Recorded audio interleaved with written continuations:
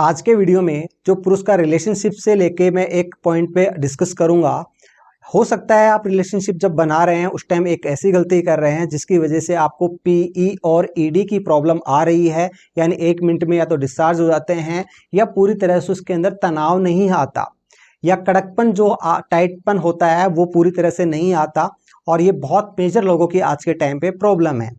और जब भी इस चीज़ पे मैं डिस्कस करूं तो आप इस बात को समझने की कोशिश करें कि आखिरकार हमारा नाक से सांस लेने का या मुंह से सांस लेने का क्या लॉजिक है इसमें।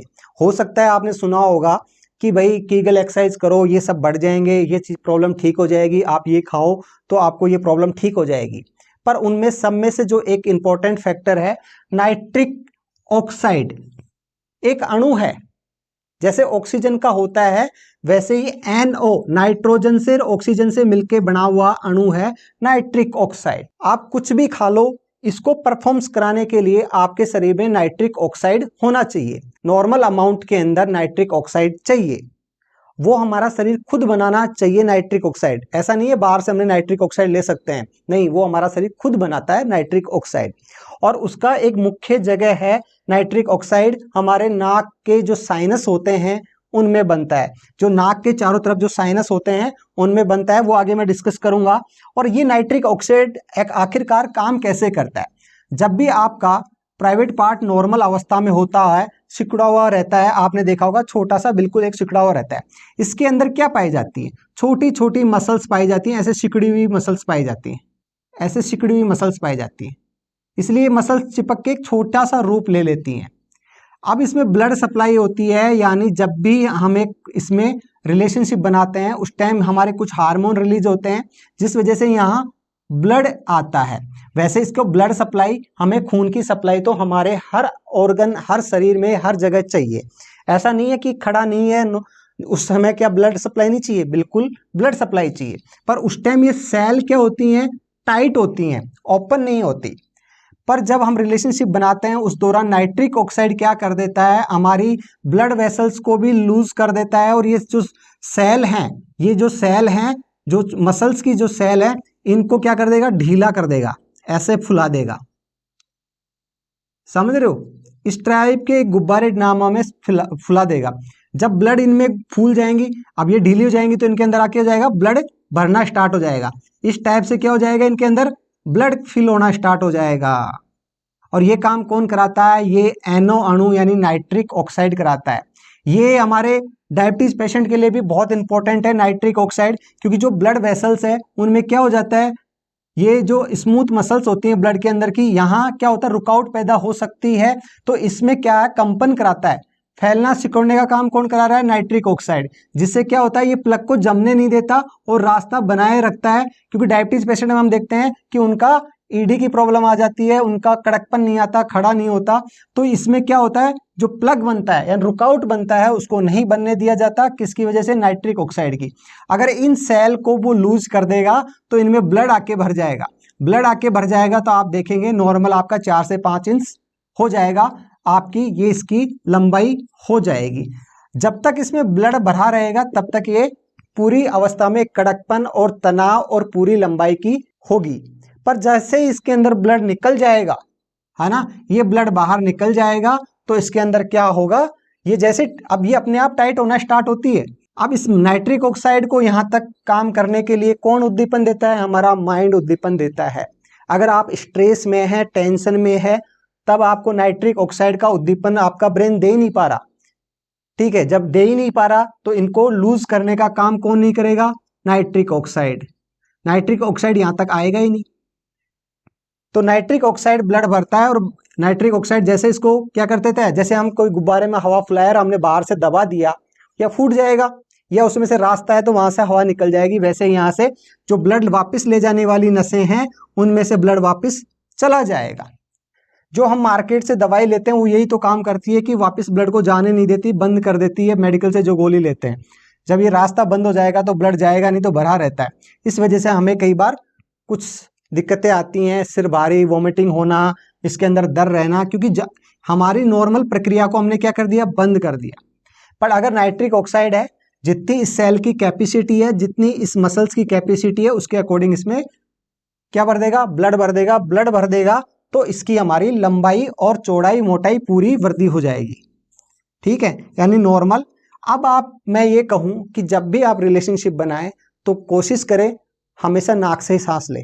कुछ लोग क्या करते हैं, मुंह से सांस लेना स्टार्ट कर देते हैं, क्योंकि उस टाइम फोर्स एनर्जी की ज़्यादा ज़रूरत होती है, और वो क्या कर लेते हैं, मुंह को खोल लेते हैं। मुंह को खोल लेंगे तो मुंह में नाइट्रिक ऑक्साइड नहीं बनता है हमारे लार में बनता है, वो भी मैं बताऊंगा आपको, पर वो हम यूज इतना बेनिफिट नहीं होता। सबसे मुख्य यूज रास्ता होता है हमारे यहाँ जो नाक होता है, इसके चारों तरफ साइनस पाए जाते हैं, इस टाइप के साइन। आपने बोला होगा कई बार, ये जो हमारा इन्फेक्शन होता है ना नाक में, तो ये साइनस ही तो होता है जिसमें से रेनाइटिस होता है, हमारे नाक नोजल बहना स्टार्ट कर देता है, इस साइनस में पानी आके भर जाता है।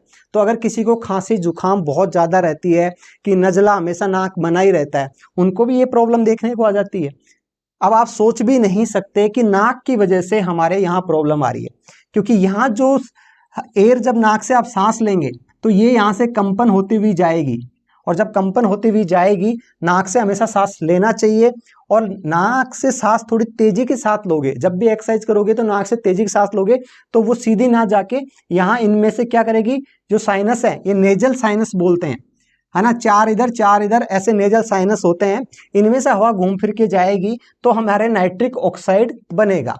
एक कारण और मैं आपको इंपॉर्टेंट आपको समझाना चाहूँ कि जो हम गुनगुनाते हैं ऐसे, कोई भी सॉन्ग को आप माइंड में याद रखिए और उसको गुनगुनाना स्टार्ट करिए, उससे ये देखा गया है, जो साइंस ने अध्ययन किया, कि नॉर्मल अवस्था में अभी अगर मेरा नाइट्रिक ऑक्साइड जो बन रहा है जो नाक से सांस लेने पे, और जब मैं गुनगुनाता हूं तो उस टाइम मेरा 15 गुना नाइट्रिक ऑक्साइड बनना स्टार्ट हो जाता है।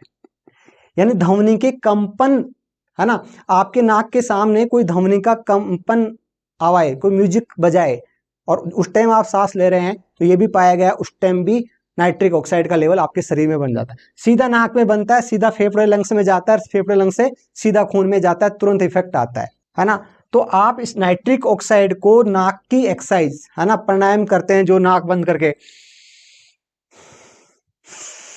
और एक तरीका और मैं बताता हूं आपको, बेड पे जब भी आप रिलेशनशिप बनाओ उससे पहले दोनों हस्बैंड वाइफ 5 मिनट कोई भी गाना गुनगुना लो।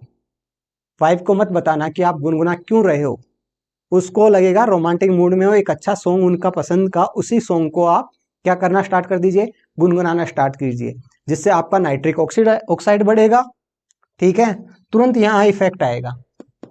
और जब भी आप रिलेशनशिप बना रहे हैं, गलती से भी आप मुंह से सांस मत लेना, सीधा आप क्या काम करें कि नाक से सांस लोगे, नाइट्रिक ऑक्साइड बनेगा, और जो ये सेल्स हैं इनको ये लूज कर देगा, तुरंत ब्लड बढ़ा ही रहेगा।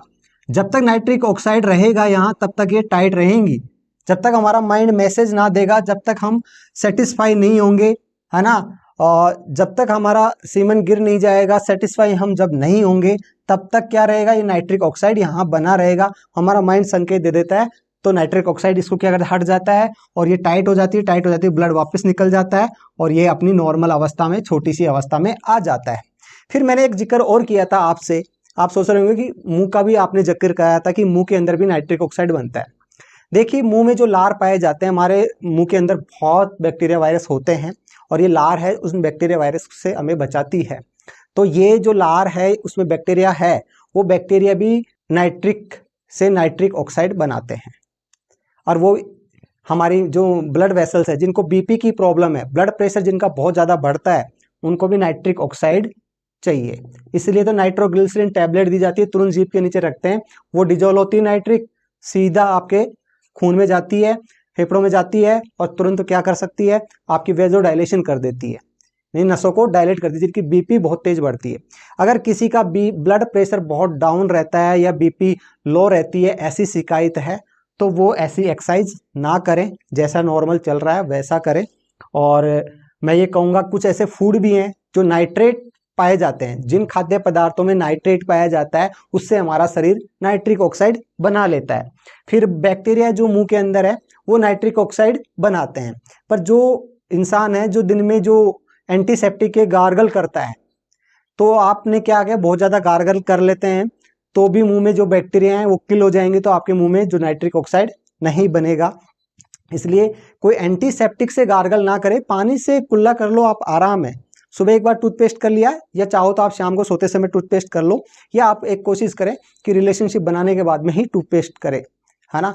तो ये कोशिश कर सकते हैं। अगर आपको प्रॉब्लम आ रही है तो आप सोच रहे हो इलॉजिकल चीजें बता रहे हो, पर जो रियलिटी है और आपकी लाइफ इससे प्रॉब्लम आ रही है, तो मैं यही कहूंगा कि आप मेरा ये सजेशन मानो, नाइट्रिक ऑक्साइड का लेवल आप इस तरह से बढ़ा सकते हो। और दूसरा, आपको पता ही है कि आप कोई भी प्रॉब्लम से जूझ रहे हैं, आपके शरीर में किसी भी टाइप की प्रॉब्लम है, चाहे इससे रिलेटेड हो चाहे नॉर्मल किसी भी शरीर में कोई भी अंग से रिलेटेड प्रॉब्लम है, तो आप मुझे 50 रुपए का पेमेंट करके, मेरे नंबर वाला है डिस्क्रिप्शन बॉक्स में, उसमें से आप नंबर लेके उसके व्हाट्सएप पे 50 रुपए का पेमेंट करके स्क्रीनशॉट आप मुझे भेज देंगे, तो मेरा आदमी आपको टाइम दे देगा कि मैं इतने बजे बात कर सकता हूं, तो मैं आपसे जरूर बात करूंगा, जिससे आप डिस्कस कर सकते हैं, अपनी लाइफ को बचा सकते हैं। मैंने देखा जब पुरुष संबंधी जब प्रॉब्लम आती है, आदमी डिस्कस नहीं करता, मेंटली डिप्रेशन में जाता है, टेंशन में रहता है और नाइट्रिक ऑक्साइड का लेवल गिर जाता है।